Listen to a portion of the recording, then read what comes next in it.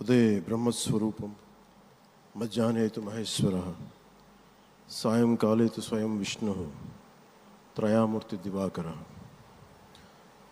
ముందుగా సూర్య భగవానునికి నమస్సుమాంజలి తెలియజేస్తూ యోగ విద్యను అందించిన ఆదియోగి పరమశివునికి, ఆ మహాయోగ విద్యని మనకి పతంజలి మహర్షి యోగశాస్త్ర రూపంలో అందించారు.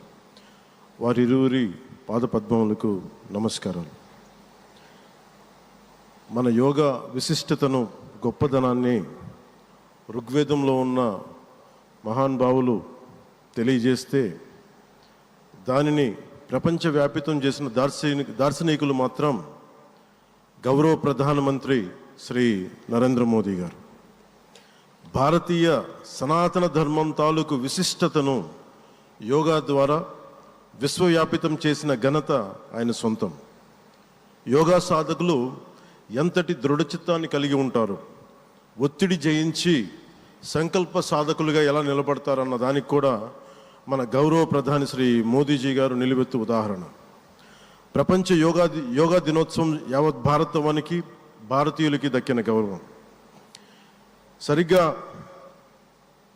ఒక 2014లో అప్పుడే ఐక్యరాజ్య సమితిలో గౌరవ ప్రధానమంత్రి మోదీ గారు ప్రవేశపెట్టినప్పుడు దాదాపు 177 దేశాలు ఈ రెజల్యూషన్కి మద్దతు పలికినాయి. ఇంతమంది మద్దతుని కూడగట్టగలిగి ఈ రోజున మనకి 2015 నుంచి యోగా దినోత్సవం ప్రారంభమైంది.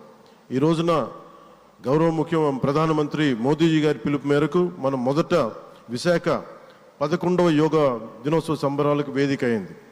శ్రీ మోదీజీ గారి సమక్షంలో గౌరవ ముఖ్యమంత్రి వర్యులు శ్రీ చంద్రబాబు నాయుడు గారి కృషితో ప్రపంచ రికార్డుకు వేదికగా నిలిచింది.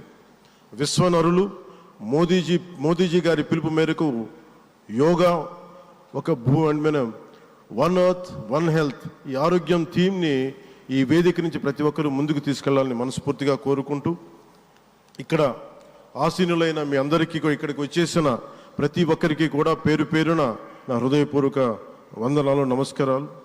అలాగే గౌరవనీయులైన గవర్నర్ గారి శ్రీ అబ్దుల్ నజీర్ జీ గారికి, గౌరవ ముఖ్యమంత్రి శ్రీ నారా చంద్రబాబు నాయుడు గారికి, civil aviation minister Kinjarapu Rammohan Naidu గారికి, అలాగే మనకి Ayush minister of state independent charge Shri Prataprao Jadhav గారికి, అలాగే వేదిక పైన ఉన్న ప్రతి ఒక్కరికి, గౌరవ కేంద్ర మంత్రివర్యులకి, రాష్ట్ర మంత్రివర్యులకి, ప్రతి ఒక్కరికి పేరు పేరున ధన్యవాదాలు తెలియజేసుకుంటూ సెలవు తీసుకున్నాను. జై భారత్, జై హింద్.